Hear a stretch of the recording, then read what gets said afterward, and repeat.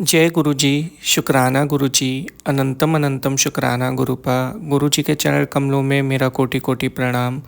संगत जी, आज वो दिन आ गया है जिस दिन आपकी लाइफ से सारे कष्ट कटने वाले हैं, सारी मुश्किलें दूर जाने वाली हैं, दुनिया के सारे सुख, सारी फैसिलिटीज़ आपको मिलने वाली है। क्योंकि आज गुरु जी आपको वो ब्लेसिंग देने वाले हैं जिसके बारे में आपने कभी नहीं सोचा था। आप उनसे बहुत कुछ मांग रहे थे, बहुत अरदास कर रहे थे, लेकिन आज आपको उससे भी ज़्यादा 100 गुना ज़्यादा, करोड़ गुना ज़्यादा मिलने वाला है। क्योंकि आज आपका नंबर आ गया है। आज आपके पास ये सत्संग इसलिए आया है क्योंकि गुरु जी ने आपको चुना है और वो आज आपको ख़ास तौर पे ब्लेसिंग देने वाले हैं, अपना आशीर्वाद देने वाले हैं। इस सत्संग का एक एक शब्द आपके लिए आशीर्वाद है। इसको अंत तक ज़रूर सुनिएगा, क्योंकि कहते हैं जो भी सत्संग सुनता है या सुनाता है, दोनों को गुरु जी की ब्लेसिंग्स मिलती है। और आज तो आपके लिए बहुत ही ख़ास मैसेज है, तो सत्संग को अधूरा मत छोड़िएगा। गुरु जी के दिव्य पावन मंत्र जाप के साथ मैं सत्संग को स्टार्ट करता हूँ। ओम नमः शिवाय, शिव जी सदा सहाय। ओम नमः शिवाय, गुरु जी सदा सहाय। संगत जी, यह सत्संग अरुण अंकल द्वारा शेयर किया गया है, जिसे वे गुरु जी के मंत्र जाप से स्टार्ट कर रहे हैं। ओम नमः शिवाय, शिव जी सदा सहाय। ओम नमः शिवाय, गुरु जी सदा सहाय। संगत जी, अंकल जी कहते हैं, मैं वो इंसान हूँ जो हर जगह से फेल हो रहा था, नाकामयाबी हमेशा मेरे पास रहती थी। लाख कोशिशें करने के बाद, पूरे एफर्ट्स लगाने के बाद भी मेरे सारे काम खराब हो जाते थे। मैं अपनी बिज़नेस में दिन दुगनी रात चौगनी मेहनत करता था, लेकिन उतने पैसे नहीं बना पाता था जिससे मैं एक अच्छा लाइफस्टाइल मेंटेन कर सकूं, अपनी फैमिली को खुशियां दे सकूं। दिन भर ये दिमाग में रहता था कि किस तरीके से मैं सारी चीज़ें अपनी लाइफ में करूंगा, अपने बच्चों का फ्यूचर बनाऊंगा और अपनी फैमिली को खुशियां दे पाऊंगा। और ये सोच धीरे धीरे मेरे दिमाग में बैठ गई, जिसकी वजह से मैं बीमार लेने लगा। तो पहले तो बस पैसे नहीं थे, अब हेल्थ भी इफ़ेक्ट होने लगी थी। बहुत ही ज़्यादा डिफरेंट फेज़ में चले गया था मैं, जहाँ पे मेरी दिमाग की शक्तियाँ कम हो गई थी। मैं कुछ सोच विचार नहीं कर पा रहा था, और कोई भी आइडियाज़ मैं इम्प्लीमेंट करता था तो वो फ़ेल हो जाता था, जिसकी वजह से मेरे मन में एक डर बन गया कि अब मैं कोई भी काम करूँगा तो मुझे उसमें सफलता नहीं मिलेगी। और ये डर धीरे धीरे बढ़ता गया, बढ़ता गया, बढ़ता गया, जिसकी वजह से कोई भी एफ़र्ट्स लगाने में मैं डरने लगा। मैं जो बिज़नेस कर रहा था इलेक्ट्रॉनिक्स का, मुझे हमेशा उसमें नुकसान हो रहा था और धीरे धीरे सारा कैपिटल ख़त्म हो गया। तो आखिरकार मुझे अपनी शॉप बंद करनी पड़ी और मैं घर पे बैठ गया, जिसकी वजह से मेरे घर वालों के सामने मेरी जो इमेज थी वो बिल्कुल ज़ीरो हो गई। वो कहते हैं ना, जब तक आप सक्षम होते हो तो सब आपको पूछते हैं, लेकिन जैसे ही आपका टाइम ख़राब हो जाता है तो अपने भी साथ छोड़ देते हैं। वो सीधा मैंने अपनी लाइफ में इफ़ेक्ट होते हुए देखा और बहुत ही परेशान था। डेली मंदिर जा रहा था, पूजाएं कर रहा था, भगवान को मनाता था कि काश कुछ तो अच्छा हो जाए मेरी लाइफ में, जिसके बाद मेरी लाइफ में एक रनिंग पॉइंट आए, एक टर्निंग पॉइंट आए। तो मैं जाता था डेली मंदिर पूजा करने, पर कुछ बड़ा इफ़ेक्ट नहीं हो रहा था। शायद किस्मत को ये मंजूर नहीं था कि मैं वो बिज़नेस करूं दोबारा से, और कुछ और ही लिखा हुआ था। जो होना था गुरुजी के माध्यम से, मेरा कल्याण होना था शायद उनके हाथों से, इसलिए वो बुरी चीज़ें हुई। आज मुझे सोच के हंसी आती है कि वो सब जो हो रहा था, जिसे मैं अपनी बदनसीबी मानता था, वो एक स्टोरी थी मेरी लाइफ की जो होनी थी, जिसके माध्यम से मैं गुरुजी से जुड़ने वाला था। एक दिन मंदिर के पास बैठा हुआ था, तब एक व्यक्ति मेरे पास आया।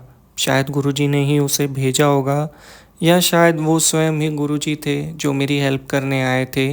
ये तो भगवान ही जाने। लेकिन वो व्यक्ति जब मेरे पास आया, जब उसने मेरे चेहरे पे परेशानी देखी, तो उसने मुझसे रीज़न पूछा। तो मैंने उसे शॉर्ट में आंसर दिया कि मैं बर्बाद हो चुका हूँ और अब मेरे पास कुछ भी नहीं है, कोई रास्ता नज़र नहीं आ रहा।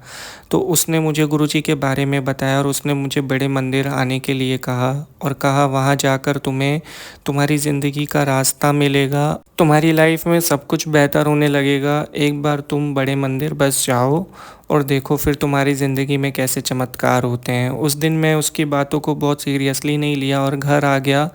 जब मैं घर पर आया तो मैं मोबाइल चला रहा था, तो सडनली मेरे सामने एक पोस्ट आया गुरुजी महाराज का।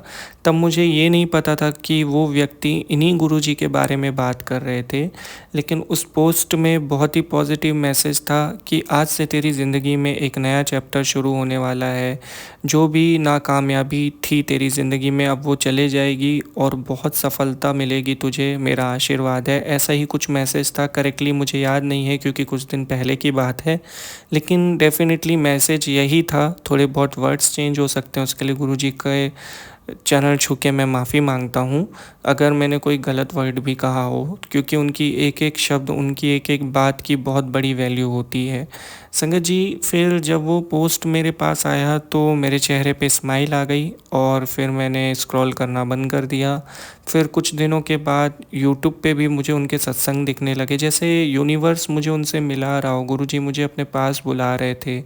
शायद वो कनेक्शन के दिन स्टार्ट हो गए थे जब मैं उनसे जुड़ने वाला था, वो संकेत मिलना शुरू हो गए थे, मेरा जीवन बदलने वाला था। मैंने उनके सत्संग पे प्ले किया और सत्संग सुनना स्टार्ट किया उनके बाद। तो मेरा दिल उनसे ऐसे लगा कि मानो मेरे दिन की शुरुआत उनके सत्संग से होती थी और दिन मेरा ख़त्म होता था उनके सत्संग के साथ। तो फिर सत्संग सुनते सुनते फिर एक सत्संग में जिक्र आया बड़े मंदिर का। तो फिर उस दिन मेरे माइंड में वो बात आई कि एक व्यक्ति मेरे पास आया था जिसने मुझे बड़े मंदिर के बारे में बताया था। फिर मैंने निश्चय कर लिया कि अब तो मैं बड़े मंदिर जाकर रहूँगा, और मैंने कोशिश की पर वैसा हो नहीं सका क्योंकि गुरुजी की अपनी टाइमिंग्स होती है, वे अपने टाइमिंग्स में हमें बुलाते हैं। जब हमारा बुलावा होता है तभी हम उन तक पहुंच पाते हैं। तो वो ख़ास दिन आने वाला था जिसका मुझे बेसब्री से इंतज़ार था, और फिर वो एक दिन आया जब मैं बड़े मंदिर पहुंचा। जैसे ही मैंने वहां पे एंटर किया उसी टाइम तो मेरी ज़िंदगी बदल गई थी, क्योंकि वो जो फीलिंग थी, वो जो एक एहसास था, ऐसा लग रहा था कि मैं ऐसी जगह पे आ गया हूँ जहाँ से मेरी एक न्यू लाइफ स्टार्ट होने वाली है। शब्द मेरे पास नहीं है बयां करने के लिए कि वो फीलिंग कैसी थी, पर आई नो आप समझ सकते हैं कि मैं उस समय क्या फ़ील कर रहा हूँगा। तो फिर उसके बाद मैंने वहाँ पे गुरुजी के दर्शन किए, लंगर प्रसाद खाया, चाय प्रसाद मिला, काफ़ी समय बिताया मैंने बड़े मंदिर में। और वहीं पे एक निश्चय कर लिया कि अब मैं यहाँ से जुड़ा हूँ तो मैं अब यहाँ से कभी अलग नहीं होऊंगा, चाहे कुछ भी हो जाए। और फिर मैं बड़े मंदिर आता जाता रहा, और अब अभी भी मैं वहाँ आता जाता रहता हूँ। सो टर्निंग पॉइंट ये था कि जब मैं वहाँ जाने लगा तो जैसे सारी संगत उनसे अरदास करती है वैसे मैंने भी अरदास करना स्टार्ट कर दिया, और अपनी लाइफ के बारे में हर एक चीज़ गुरुजी से मैंने शेयर की। जो परेशानियाँ थीं, जो दिक्कतें थीं, जो भी मैंने फेस किया, सब कुछ उनको मैंने बताया और उनसे प्रार्थना की कि मेरी लाइफ में भी कुछ ऐसा कर दो कि मेरी भी एक इमेज बने और मेरा बिज़नेस फिर से स्टार्ट हो जाए। तो फिर फाइनली एक दिन मेरे पास एक सत्संग आया और उसमें कुछ उपाय थे, जिसमें से एक था कि जब भी मैं कोई काम स्टार्ट करूं तो पहले मैं गुरुजी को स्मरण करूं और गुरुजी का शुक्राना करूं, फिर उस काम की स्टार्टिंग करूं। तो मैंने इसको अपनी लाइफ का एक लेसन बना लिया। जब भी मैं कोई काम करता था गुरुजी को याद करता था, पहले उनका शुक्राना करता था, फिर उस काम को स्टार्ट करता था। उस मैसेज में था कि ऐसा करने से उस काम में मेरी बरकत होगी। तो फिर एक होप तो आ ही गई थी, तो मैंने सोचा कि अब ऐसे ही हारते नहीं रहना है, ज़िंदगी में आगे बढ़ना है। तो मैंने मेरी फैमिली से बात की कि मैं एक नया बिज़नेस स्टार्ट करना चाहता हूँ, और इस बात को स्टार्ट करने से पहले भी गुरुजी को मैंने इसमें शामिल किया था, उनके आदेश अनुसार उनको याद किया था, उनका शुक्राना किया था। तो मेरी बात बन गई। जो फैमिली मुझे सपोर्ट नहीं कर रही थी उन्होंने मेरी बात को समझा, उन्होंने मेरी बात को एक्सेप्ट किया और उन्होंने भी अपनी राज़ी खुशी दिखाई। तो फिर मैंने बिज़नेस के बारे में सोचना स्टार्ट किया, लेकिन अभी तक मैं अधूरा था क्योंकि इलेक्ट्रॉनिक्स के बिज़नेस में मुझे बड़ा झटका लग चुका था, तो मैं उस तरफ नहीं जाना चाहता था। मैं कुछ नया काम स्टार्ट करना चाहता था, लेकिन इस बार मैं हार नहीं सकता था, और अब मैं चाहता था कि मैं जो भी काम करूँ वो लाइफ लॉन्ग हो और वो चले। बहुत सोच विचार करने के बाद मेरे दिमाग में आया कि मुझे ऐसा काम करना चाहिए जो डेली नीड्स हो। तो मैंने प्रोविज़न का बिज़नेस स्टार्ट करने का फ़ैसला किया, और इसके बारे में भी मैंने गुरुजी से मतलब आज्ञा ली, जैसे सब करते हैं। 2 पर्चियाँ बनाई, जो भी मेरे दिमाग में बिज़नेस थे 2। तो मैंने उन पर्चियों में लिख दिए। एक था कि मैं रेडीमेड का काम करूं, कपड़ों का धंधा करूं, और दूसरा था कि मैं प्रोविज़न स्टार्ट करूं।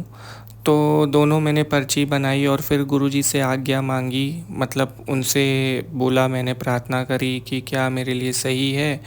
तो जो मैंने सोचा था अपने माइंड में कि मुझे प्रोविज़न का बिज़नेस करना है, तो वही चिट निकली। तो मुझे गुरुजी की आज्ञा भी मिल गई और उनका भी डिसीजन मिल गया। तो बस मैं टेंशन फ्री हो गया और फिर मैंने अपने घर पे ये डिस्कशन किया कि मैं ये काम करना चाह रहा हूँ। सबको भी अच्छा लगा, उनको भी पसंद आया। तो फिर नेक्स्ट स्टेप था कि मुझे उसके लिए एक अच्छी लोकेशन में शॉप चाहिए थी, क्योंकि ये काम ऐसा था कि उसके लिए लोकेशन मैटर करता है। तो फिर मैं लग गया शॉप को ढूँढने में, पर यहाँ पे मुझे थोड़ी अड़चन आ रही थी कि मुझे सही प्लेस नहीं मिल पा रहा था, और अगर मिल रहा था तो वहाँ के रेंट्स बहुत ज़्यादा थे जो मैं अफ़ोर्ड नहीं कर पा रहा था।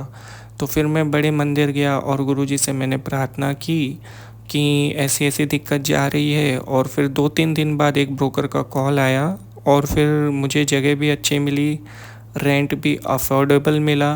तो मैंने फिर उसको डन किया और अपने बिज़नेस की स्टार्टिंग वहाँ पे कर दी। और यकीन मानिए कि कुछ ऐसा हो रहा था कि जैसे मेरे पास कोई मैजिक करने वाली चीज़ हाथ में आ गई हो, और वो मैं करता हूँ और मेरे काम सफलतापूर्वक संपन्न हो जाते हैं। लेकिन ये मैजिक नहीं था, ये गुरुजी का आशीर्वाद था, उनके चमत्कार थे। मैजिक और चमत्कार में फ़र्क होता है। मैजिक कोई भी कर सकता है, लेकिन चमत्कार सिर्फ़ परमात्मा कर सकते हैं। उनकी आशीर्वाद से ये सब हो रहा था। उन पे मेरा विश्वास बढ़ता चला गया, धीरे-धीरे मेरी फैमिली भी उनसे कनेक्टेड हो गई। जिस तरीके से मैं फ़ेल हो रहा था पिछली लाइफ़ में, तो मुझे लग रहा था कि अब मैं कभी सक्सेसफुल नहीं हो पाऊँगा, लेकिन उनके आशीर्वाद से आज मैंने दूसरा बिज़नेस खड़ा कर लिया था, और जो कि बहुत अच्छी तरीके से चल रहा था। उसमें एक अलग ही स्पीड थी। नॉर्मली ऐसा होता नहीं है किसी के साथ जनरली कि वो शॉप ओपन करे और तुरंत उसको रिस्पॉन्स मिलना स्टार्ट हो जाए। लेकिन मेरे साथ ऐसा हो रहा था कि फर्स्ट मंथ में ही मुझे बहुत अच्छा रिस्पॉन्स था। तो विश्वास बनता चला गया और एक आत्मविश्वास भी पैदा हो रहा था कि मैं भी कुछ कर सकता हूँ। धीरे-धीरे मेरे बिज़नेस में इतनी तेज़ी आ गई कि एक स्टोर पूरा नहीं पड़ रहा था, तो फिर मैंने एक और स्टोर ओपन किया, जहाँ पे मैंने मेरे कज़िन ब्रदर को वहाँ पे प्लेस दिया था, जो वो स्टोर संभाल रहा था। और हम धीरे-धीरे करके अपनी पोजीशन से बहुत ऊपर आ रहे थे। ऐसा चमत्कार हो रहा था ज़िंदगी में, मैं उसको बता नहीं पा रहा हूँ, लेकिन सिर्फ़ इतना कहना चाहूँगा कि सफलता हमारे कदमों में थी, क्योंकि गुरुजी का हाथ हमारे सर पर था। उन्होंने हम पर ऐसी कृपा की कि मानो हमारी ज़िंदगी बदल गई, और फिर मुझे एहसास हुआ कि मैं अपनी लाइफ़ में बार-बार फ़ेल क्यों हो रहा था। वो कहते हैं ना कि आप जो सोचते हो वो बहुत छोटा होता है, और जो ईश्वर सोचते हैं वो बहुत बड़ा होता है। आप कुछ माँगते हो, लेकिन वो आपके लिए बहुत छोटी-सी चीज़ें होती हैं। जब ईश्वर को देना होता है तो वो इतना देता है जिसकी कोई लिमिट्स नहीं होती। हम भक्ति करने के बारे में सोचते हैं कि आज हम यहाँ चले गए, आज हमने ये कर दिया, लेकिन ईश्वर देने के बारे में नहीं सोचता। जब वो देता है तो फिर वो सोचता नहीं है किसको कितना देना है, कितना नहीं। आपको वो इतना दे देते हैं कि आप सँभाल नहीं पाते हो। गुरुजी ने मुझे इस कदर आशीर्वाद दिया, इतनी सारी ब्लेसिंग्स दी, इतना आशीर्वाद दिया, जिसकी कल्पना करना भी मेरे लिए, मतलब अब मैं क्या ही बोल दूँ, मेरे दिमाग से आउट थी वो बातें जो मैं फ़ील कर रहा था उस समय पे। कि मतलब एक टाइम ऐसा आ गया था मेरी लाइफ़ में कि मुझे लग रहा था कि अब मैं सुसाइड कर लूँगा और मैं अब जीवन में कुछ नहीं कर सकता, और उस फ़ेज़ से निकल के इस फ़ेज़ पे आना, मतलब सफलता के इस ज़ोन में आना, मेरे लिए एक बहुत बड़ी बात थी। गुरुजी ने मुझे वो दिया जो कोई और नहीं दे सकता था, जिसके लिए मैं जितना शुक्राना करूँ उतना कम है। अनंतम अनंतम कोटि कोटि शुक्राना गुरुजी महाराज का। हमेशा वो मुझे ऐसे ही ब्लेस करते रहें, और जो भी संगत ये सत्संग अभी सुन रही है मेरा, उनको भी गुरुजी बहुत सारा ब्लेस करें। मेरी गुरुजी से प्रार्थना है कि अगर कोई भी संगत में ऐसा व्यक्ति है जो सेम मेरी परेशानी से रिलेट करता है, तो उस तक ये सत्संग ज़रूर जाए।